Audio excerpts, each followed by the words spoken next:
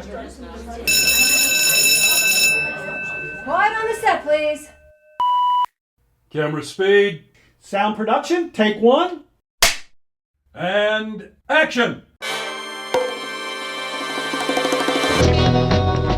Welcome to From Beneath the Hollywood Sign. If you love old movies, Hollywood history, or the golden age of filmmaking, you've come to the right place. This is the podcast that talks about amazing stories of Tinseltown from another era. Hear fascinating conversations with writer-producer Steve Cubine, who quite literally lives just beneath the Hollywood sign, and actress-writer Nan McNamara. Now your hosts, Steve and Nan. Welcome, everyone, to From Beneath the Hollywood Sign podcast. Steve, it may be hard for you to believe this, but when I was a young girl growing up in Minnesota, I did not have aspirations to be an actress. You didn't? Or a doctor, for that matter. I wanted to be a nun. I know. What? It is kind of funny. You wanted to be a nun, I know. seriously? I wanted to be a nun or a flight attendant. Well, there you have it. It's the uniforms. Right, exactly. But mainly a nun. Oh my gosh. I know. So attending St. Andrew's grade school, I was enamored with the nuns that I encountered. Particularly a young nun, and I wonder if she's still with us, by the name of Sister Kathleen, who was this stunningly beautiful, lively, fun, kind nun. In hindsight, I think she reminded me of some of the nuns I saw in the movies. We've talked about Debbie Reynolds in The Singing Nun, 1966, and we've also talked about Loretta Young in Come to the Stable, 1949, and Ingrid Bergman, of course, my in favorite. The Bells of St. Mary, 1945, just to name a few. Well, we have to find Sister Kathleen. I know, we do. Is she still we do. alive? Seriously, we have to find her. I wonder what her last name was. I don't even know. Maybe we'll Do Google they have it. last names? Well, I don't know. Somewhere they have to, right? Well, you know, classic cinema, they've always had this fascination with clergy and nuns, and not just as religious figures, but as real people that are kind of caught between faith and the challenges of the world. And when these characters take center stage, the stories often become less about doctrine and more about conscience, compassion, and moral choices, sometimes with a good dose of humor thrown in to boot. Right. Well, in today's episode, we're going to dive into classic films that put nuns and clergy at the heart of the story. The characters portrayed are thoughtful, conflicted, sometimes heroic, and always deeply human, with stories that explore grace and hope and the consequences of our choices. So this week, we're going to take a look back at some unforgettable films and some films that you may not have seen before, where the collar or the veil isn't just a costume, it is the core of the story. I'm going to kick it off with my first movie about the clergy, and it's one that I had not seen. And I actually went and checked it out. It's an interesting movie. This movie, it is full of Gothic locations and cultural complexities and sexually repressed nuns. Okay. Yes, I said it. Sexually repressed nuns, folks. We're going to go there. Of course, I'm talking about the psychologically charged drama Black Narcissus from 1947. Now, it's based on the 1939 play of the same name by Rumer Godden, and the film was directed and written by the screenwriting British duo of Michael Powell and Emmerich Pressburger. It's set in this remote Himalayan palace of Mopu, where a small group of Anglican nuns attempted to establish a convent and a school. Well, Sister Clodagh, the young, idealistic, and headstrong Sister Superior, who's played, of course, by Deborah Kerr, she leads this mission, determined to transform the abandoned palace, which was once a harem, by the way, into a place of discipline, clarity, and spiritual serenity. Well, from the moment they arrive, the nuns face formidable obstacles, violent winds and these high altitudes and this overwhelming sense of isolation. The local British agent there, Mr. Dean, played by British actor David Farrar, is this arrogant force who has little faith that the nuns will actually succeed there.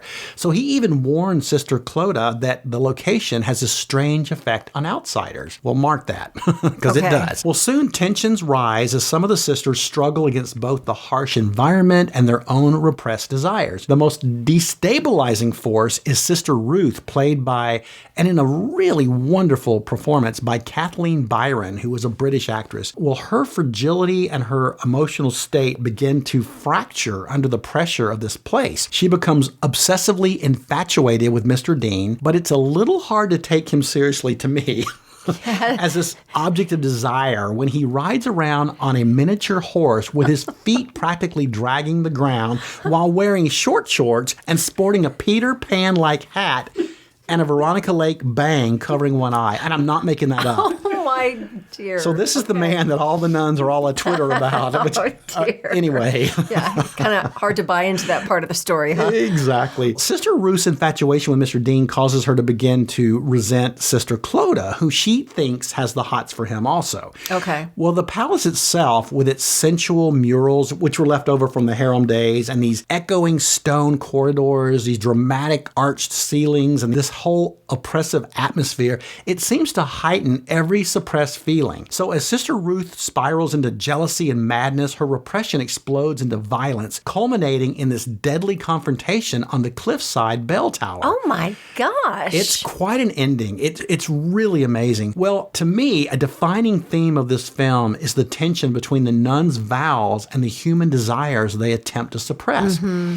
So contact with this Mr. Dean, combined with the palace's sensual past, really magnifies feelings that are normally contained. Right. Sister Ruth embodies the destructive extremes of repressed sexuality, while Sister Clodagh struggles more quietly with memories of her earlier life and her lost love, all shown in these really beautiful flashbacks. Well, the high-altitude setting becomes this metaphor, to me, for loneliness and emotional exposure. Without the structure and familiarity of convent life, the nuns' inner conflicts surface. Isolation strips away their defenses, revealing the vulnerability beneath their vows. The nuns attempt to impose order and prayer and charity on a place that resists control. Their rigid routines conflict not only with the environment and local customs, but with their own instincts. The tension between the spiritual ideal and the human self become unsustainable. And isn't that just the truth for all of us, right? We're really imperfect. It's just a basic theme of life, I think. Right.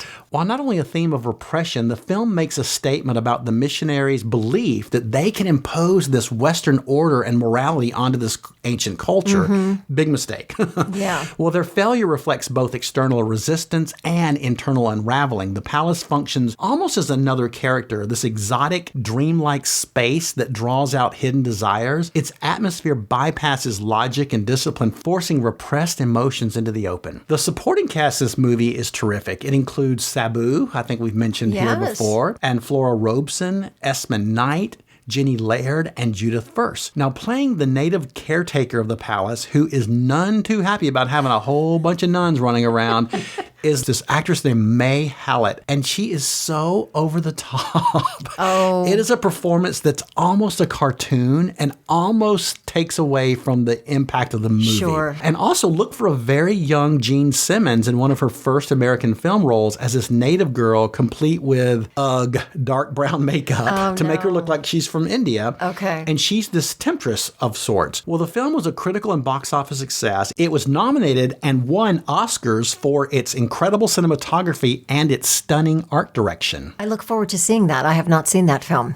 Oh, good. So what's your first clergy movie? Well, this is one that a lot of people have seen. I know I alluded that we were finding films that you might not have seen, but this one is just one of the best. It's Boys Town from 1938, directed by Norman Taurog, written by John Meehan and Dory Sherry from an original story by Eleanor Griffin. The film is based on the life of Father Edward J. Flanagan, a Roman Catholic priest who founded Boys Town, a real community and school in Nebraska for at-risk and homeless boys. He started the organization in 1917 in Omaha, and it became famous for giving troubled youths a safe home and education and guidance. You know, when I was a kid, my parents always threatened to send me to Boys Town. Yeah. It was a thing. It was a real thing. It was kind of a thing, wasn't it? Yeah, they're like, we're going to send you to Boys Town. Yeah. Well, this film has such an interesting opening scene, and it's really quite emotional. I got emotional watching it again. It opens on death row. A prisoner, played by Leslie Fenton, is about to be executed, and he confesses not only his crime, but he says that if he had had one friend as a child,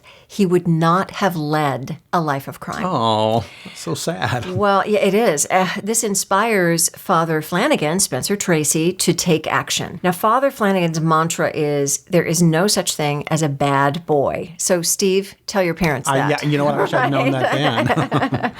The priest goes about creating a place for wayward boys, beginning with just a few boys in a rented house, and then eventually he establishes Boys Town on 200 acres of land, just 10 miles outside of Omaha. Much of the film focuses on Flanagan's attempt to influence one boy, Whitey Marsh, played by Mickey Rooney, who will become a criminal if he doesn't change his ways. Now, when Whitey is implicated in a bank robbery, it puts all of Boys Town at risk. Will Father Flanagan find a way to keep Boys Town going, and will he perhaps save Whitey Marsh in the process? Okay, Steve, can I make a confession? Yes.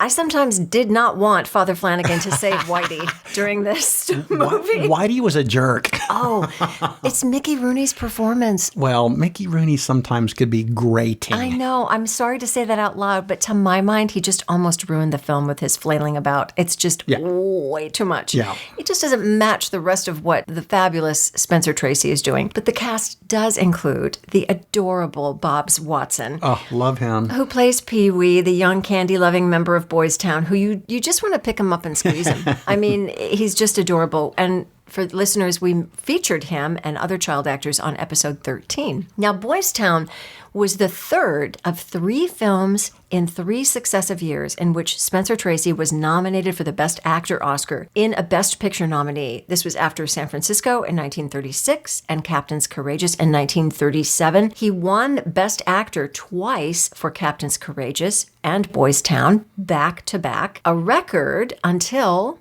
Tom Hanks did it. That's right. In 93 and 94 for Philadelphia and Forrest Gump. Spencer Tracy received a total of 9 Oscar nominations over his career. Wow. Now, we talked about this a little bit before we started recording. Generally speaking, there was this certain style of acting in the 30s, certainly in movies that you watch in the later 30s. Yes, very heightened, very exaggerated. Heightened, melodramatic, some would say broad. Yeah. But I defy you to find a single false note in Spencer Tracy's performance in this film, or really, arguably, any film that he's in. True. He is so remarkable in this movie. The definition to me of still waters run deep. He's just magnificent to watch, and he is, I think, one of my favorite priests on film. Yes, what a great choice. Yeah, and one of my favorite priests on film, hands down. Yeah. So good. All right, what's your next clergy? So my next clergy, we're going to shift from Catholic priest to country preacher. Oh, I like that shift. Yeah, and it's MGM's movie Stars in My Crown from 1950. Wow. A great movie. I just have always adored this movie, and I'm so happy that I get a chance to talk about it today. It was directed by Jacques Tourneur,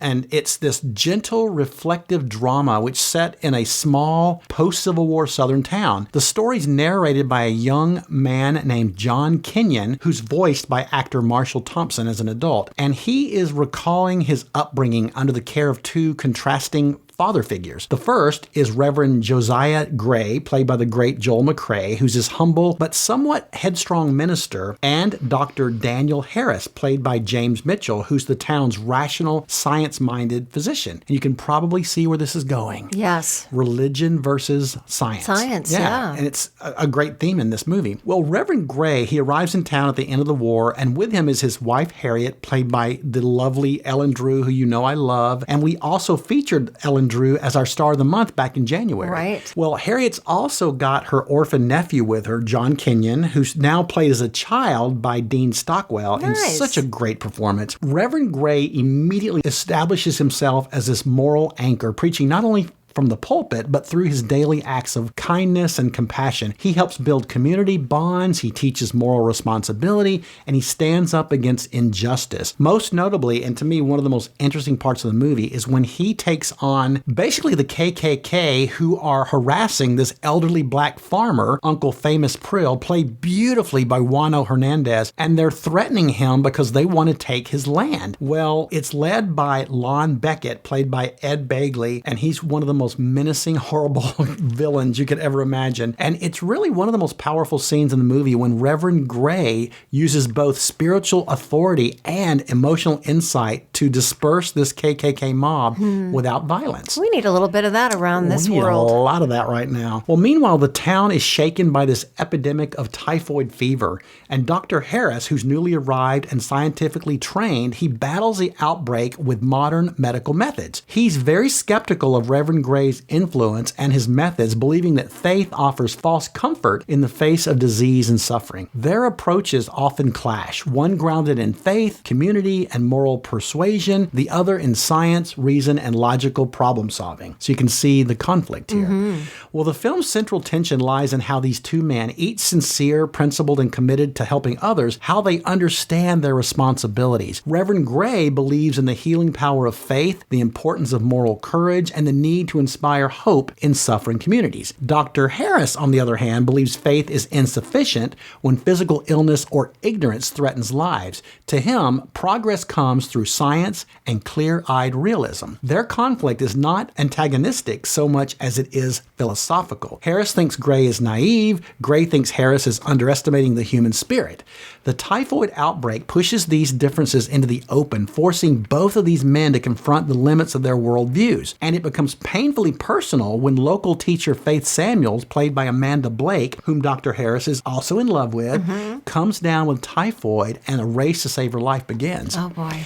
Over time, Dr. Harris's respect for Gray grows as he witnesses how the minister's compassion and courage influence the town, particularly in the mob confrontation I spoke of earlier, where Gray's moral leadership prevents violence. Otherwise, Gray acknowledges the necessity of medical science and Dr. Harris's tireless dedication during the epidemic. By the film's end, faith and science are shown not only as incompatible forces, but as complementary, each essential to the well-being of a community. Through the memories of young John, Stars in My Crown becomes this meditation on how different kinds of wisdom, whether it be spiritual or moral or scientific, how they shape a town and its people.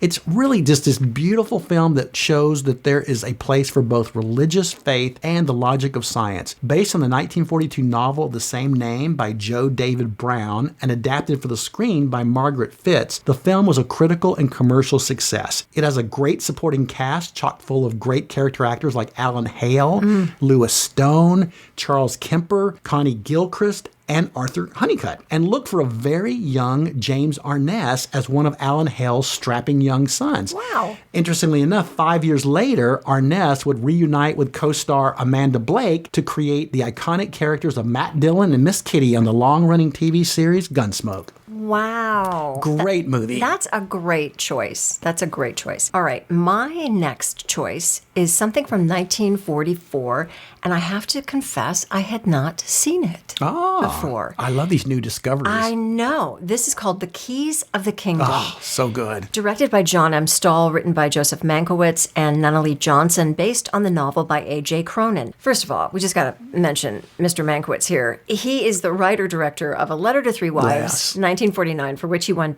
2 Academy Awards for writing and directing. All About Eve, 1950, for which he won the Academy Award for Best Director. He produced The Philadelphia Story, 1940, and his career spans the early days of Hollywood into the 70s, when he was nominated for an Academy Award for directing Sleuth. Wow. In 1970. What a career. Yeah. And Nunnally Johnson, no slouch either, with a career that began in 27. He wrote films like The Grapes of Wrath, for which he was nominated for an Academy Award. And he continued writing, directing, and producing through 1967's The Dirty Dozen. Now, this film begins at the end of the career of Father Chisholm, a Catholic priest played by the incomparable Gregory Peck. Father Chisholm has been asked to retire when he is accused of, quote, losing command of his soul. Wow, that's harsh. Yeah. Now, the priest who is sent to deliver the news is played by Cedric Hardwicke, finds Father Chisholm's diaries from his missionary life in China, and he begins to read them. And from that point, the film is told in flashback with Roddy McDowall playing the young Father Chisholm.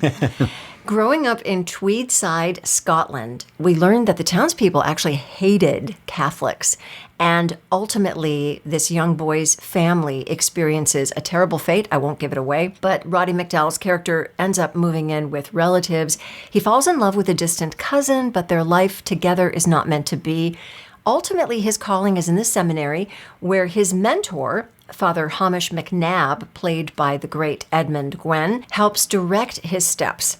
Father Chisholm is sent to China to establish a Catholic parish among the non-Christian Chinese. His boyhood friend, who also joins the priesthood, played by Vincent Price, moves up the ranks of the priesthood, whereas Father Chisholm, Gregory Peck's character, struggles. He encounters hostility in China, isolation, disease, and poverty. And the arrival of 3 nuns, so this movie has it all, right? Yeah, priests and nuns. nuns, led by Reverend Mother Maria Veronica, played by Rose Stradner. She doesn't help.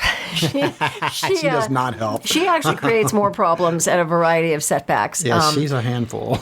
Ultimately, Father Chisholm is a dedicated servant, and he gains acceptance in China and a growing congregation among the Chinese through his quiet determination and his understanding and his patience. This film also features James Gleason, who I love. We love James Gleason. He plays Reverend Dr. Wilbur Fisk, a Protestant preacher who arrives in China as kind of the competition for the Chinese souls. Protestants against Catholics.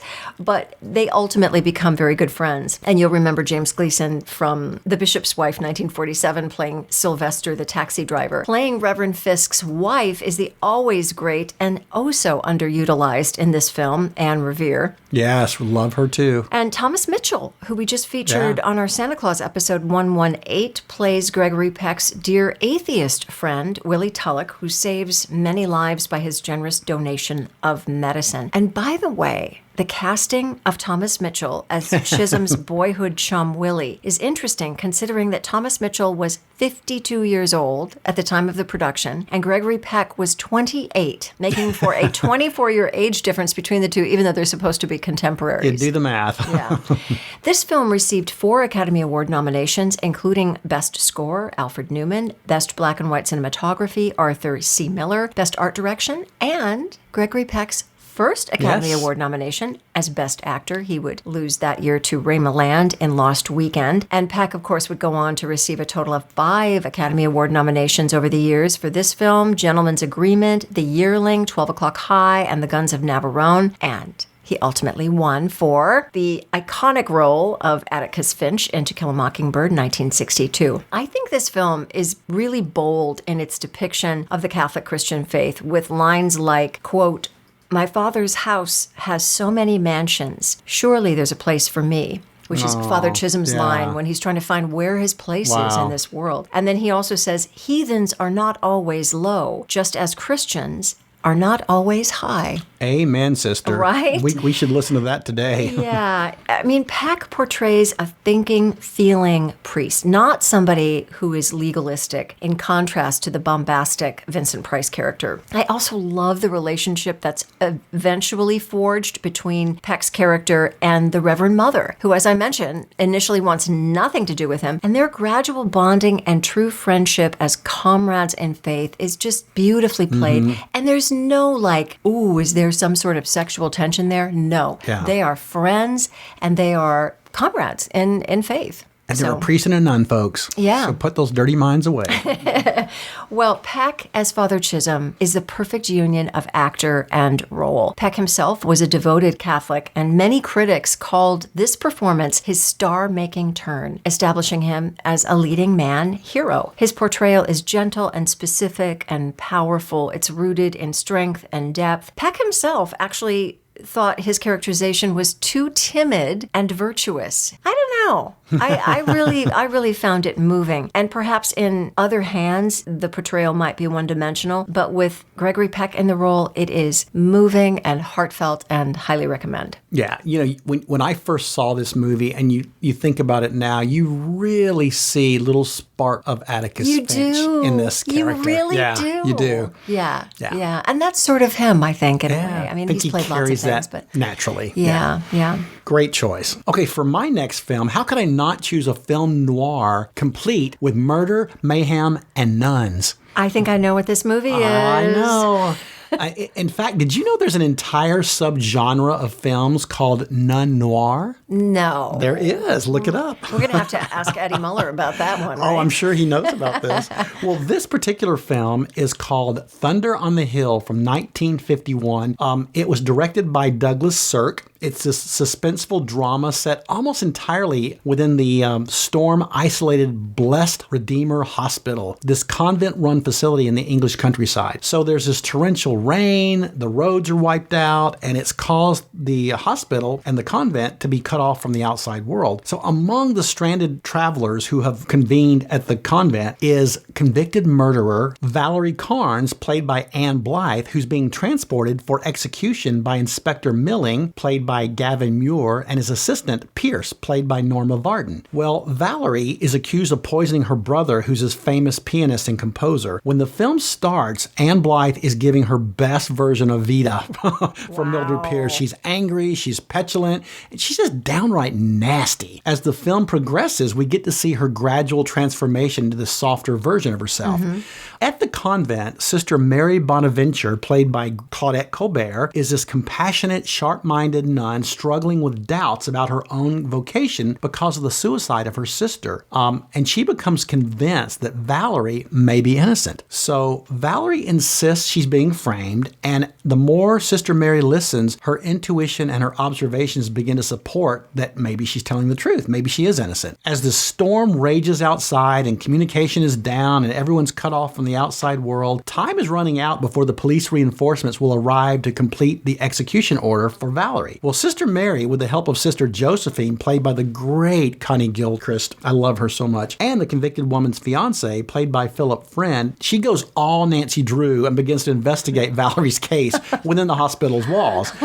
Well, this causes her major conflict with her stern Mother Superior, played by the wonderful Gladys Cooper. Can you imagine Gladys Cooper as a stern Mother Superior? Oh, she would be, that would be perfection. Typecasting. Well, as Sister Mary questions staff members and uncovers long-buried tensions surrounding Valerie's late brother, she pieces together clues that point toward the hospital's resident doctor, Dr. Jeffries, played by Robert Douglas, whose motives and past actions prove far darker than anyone ever realized. Wow. Ooh. Well, in the film's tense climax, Sister Mary exposes the truth, saving Valerie from wrongful execution and renewing her own shaken faith in justice, compassion, and divine purpose. Sister Mary's internal struggle is central to this film to me. She questions God's purpose and her own calling, yet her moral conviction propels her to uncover the truth about Valerie and to save her. Her crisis of faith becomes the backbone of the suspense. The film examines how institutions, whether religious, medical, or legal, can fail when individuals follow procedure rather than their own conscience. Sister Mary's willingness to challenge official judgment contrasts with the rigid Inspector Milling and the deceptive Dr. Jeffries. Sister Mary's empathy is portrayed as an act of bravery. Her refusal to accept an easy explanation shows how compassion can become a driving force for justice, even in oppressive circumstances. The film had a great supporting cast. It included Anne Crawford, Michael Pate, Phyllis Stanley, and John Abbott. It was based on the play Bonaventure by Charlotte Hastings. It was adapted for the screen by Oscar Saul and Andrew Solt, and it earned mixed reviews. While many people praised the performance of Claudette Colbert, they weren't so impressed with director Sirk's typical melodramatic style. Still, I find it a compelling look at faith,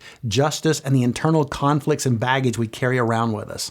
Well, nuns and noir. Nun noir. How can you not watch it, right? It's really good. It's atmospheric and creepy and suspenseful, but it also has this real moral center to it, and you really see the conflict in Sister Mary. It's a beautiful portrayal. Very good. Claudette's Very good great. choice. Before we dive into more titles, it's time for this week's Hollywood Pop Quiz. And the pop quiz question is, when one thinks of movie priests, many people immediately think of Spencer Tracy, as we just spoke of. How many times did Spencer Tracy play a priest in the movies? Great question. We'll be right back with the answer and more movies about clergy and nuns after this. Clergy and nuns. Clergy and nuns.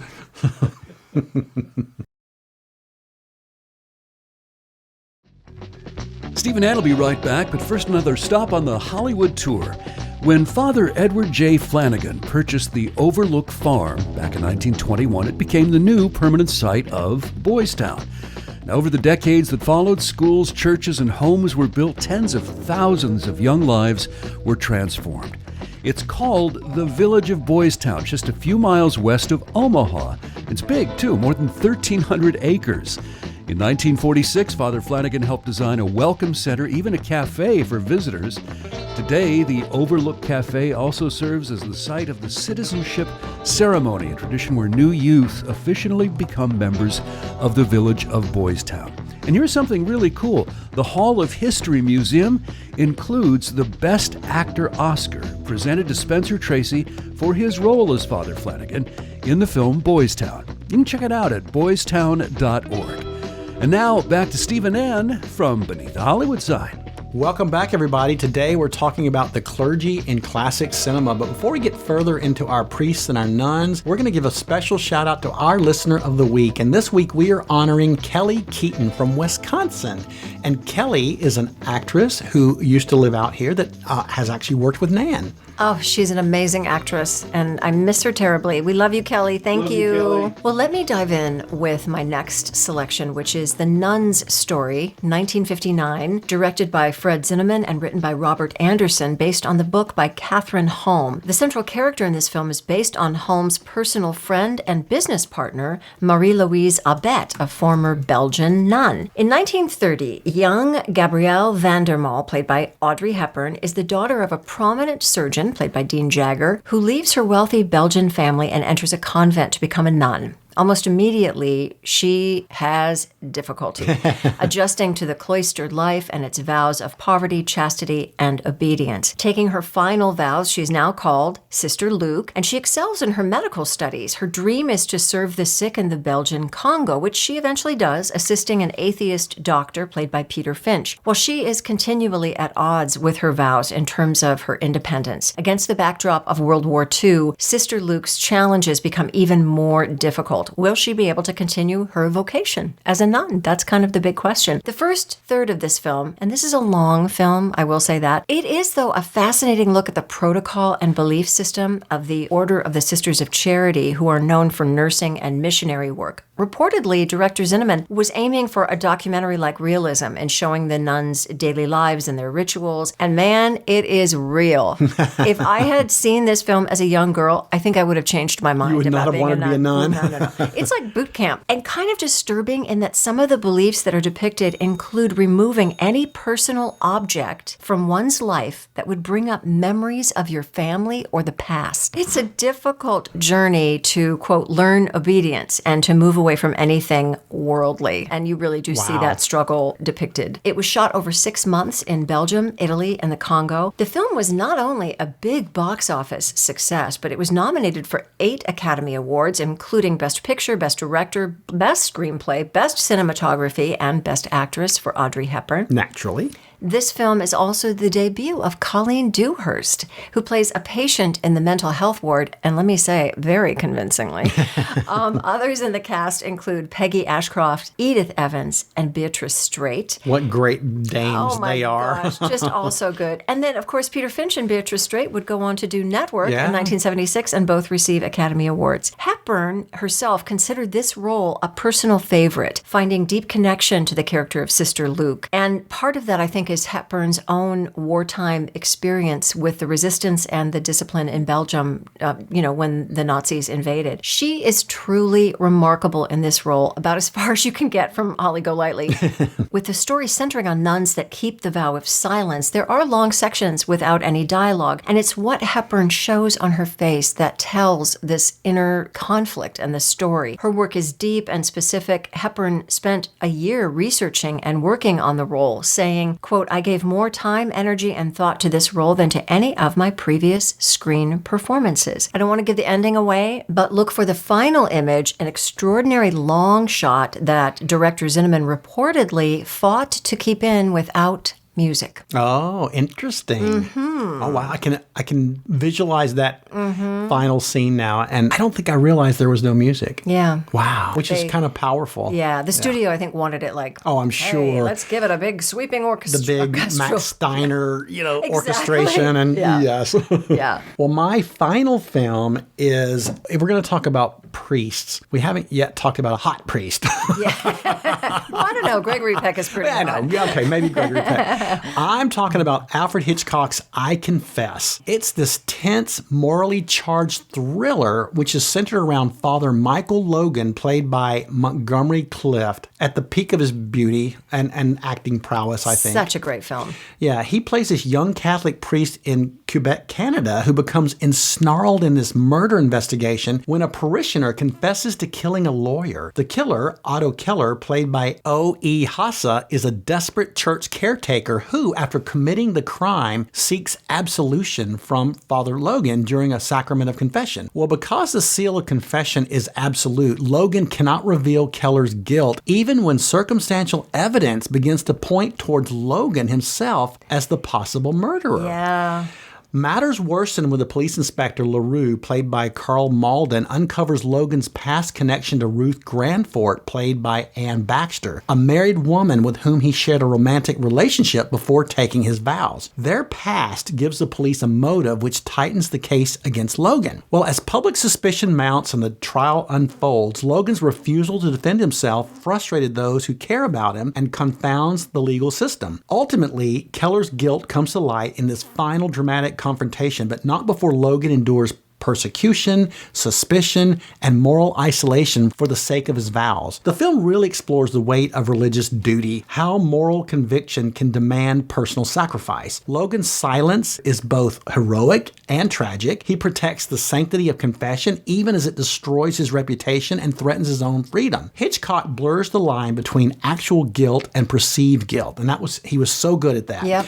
The public, the law, and even Logan's acquaintances judge him based on appearances, while the truly guilty man hides behind the priest's vow of secrecy. Ironic, isn't it? Logan's priesthood binds him to a course of action that's morally right, but personally disastrous. He becomes a kind of modern martyr, suffering in silence while maintaining spiritual integrity. The film raises complex questions about the clash between religious confidentiality and the justice system's demand for transparency. Logan's silence seems at odds with legal truth, even as it upholds a higher moral law. The film utilizes many of Hitchcock's trademark elements, mainly his propensity for depicting innocent men who are wrongly accused of a crime. Logan embodies the archetype of an added layer. His innocence is known only to him, but it can't be spoken. Yeah. So interesting. Yeah. Now, I Confess was based on a 1902 French play by Paul Anselme, which Hitchcock saw in the 1930s. The screenplay was written by George Tabori with some uncredited rewrites by William Archibald. The critics didn't quite get this film, at all.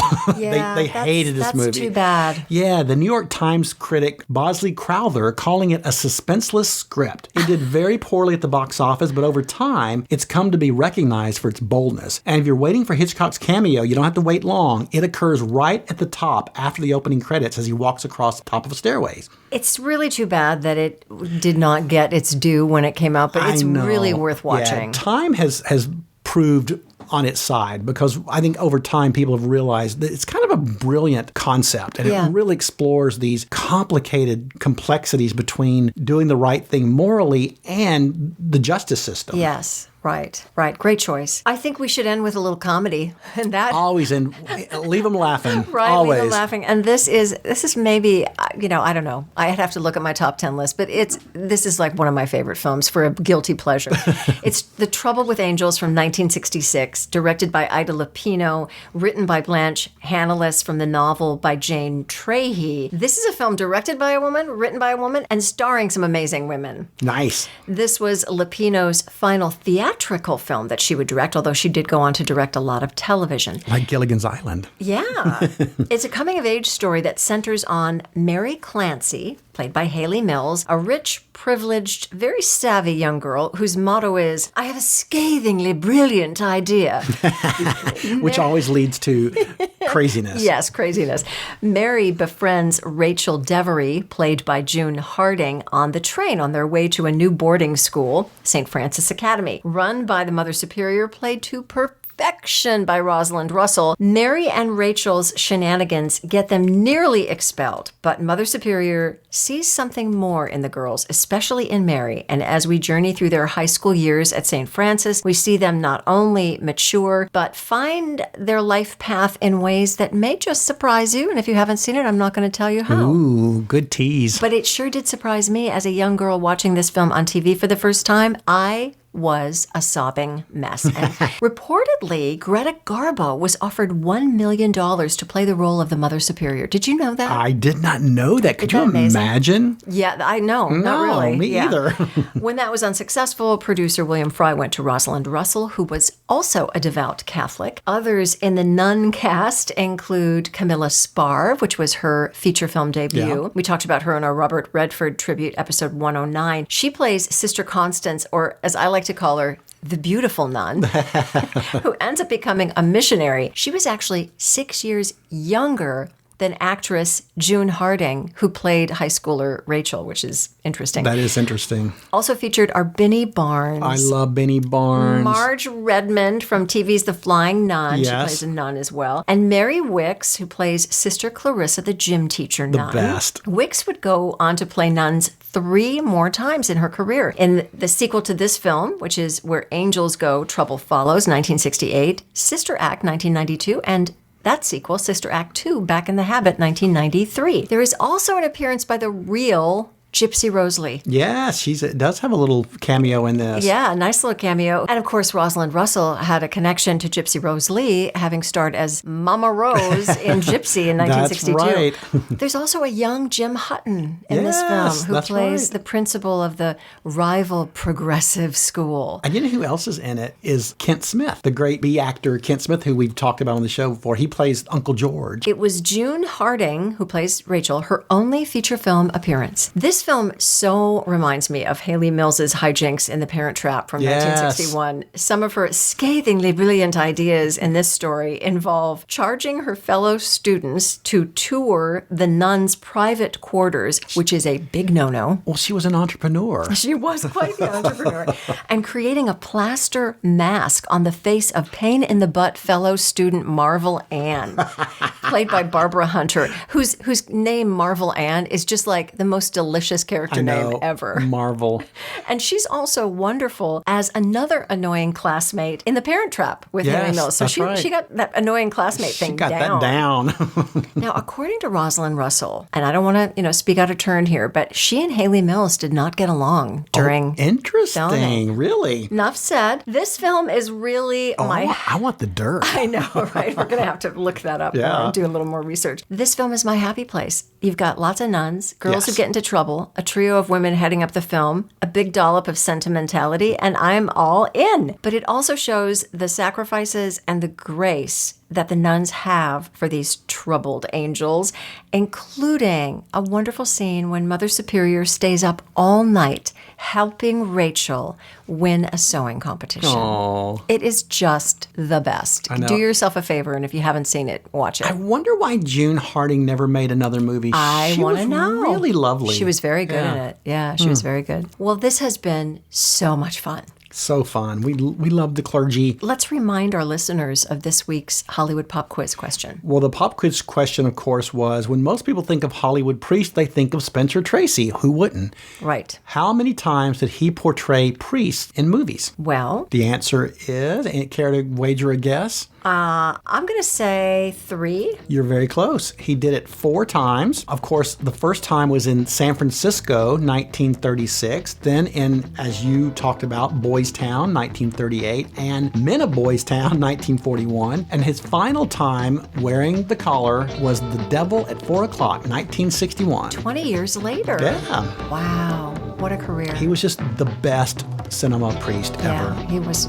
I take him over Bing Crosby any day. Sorry. Oh, me too. Yeah. Me too. Well, thanks everyone for joining us and spending this time with us. We would love it if you would give us a 5-star review wherever you listen to podcasts. And please follow us on social media. Our handle is @FromBeneathTheHollywoodSign. You can find us on Instagram and Facebook. You can also watch the podcast on YouTube. And if you do that, please give us a thumbs up and subscribe. You can email us at info@FromBeneathTheHollywoodSign.com. That's this week's View. From Beneath the Hollywood Sign. You've been listening to From Beneath the Hollywood Sign with Steve Cubine and Ann McNamara, the podcast that celebrates amazing stories of Tinseltown from its golden era. Join us next week for another episode and learn something else about Hollywood you probably never knew. Take a moment and give us a 5-star rating and a positive review, and tell your friends about us too. It'll help grow the podcast. Visit Steve's website at FromBeneathTheHollywoodSign.com. The executive producers are Steve Cubine and Nan McNamara. Executive producer and post-production supervisor Lindsay Schnebley. Associate producer and researcher John Price Ritchie. This podcast is part of the Airwave Media Podcast Network. Visit airwavemedia.com to listen and subscribe to their other fine shows like The Box of Oddities and The Shallow End with Schnebley and Toth. Copyright 2026, all rights reserved. That's a wrap.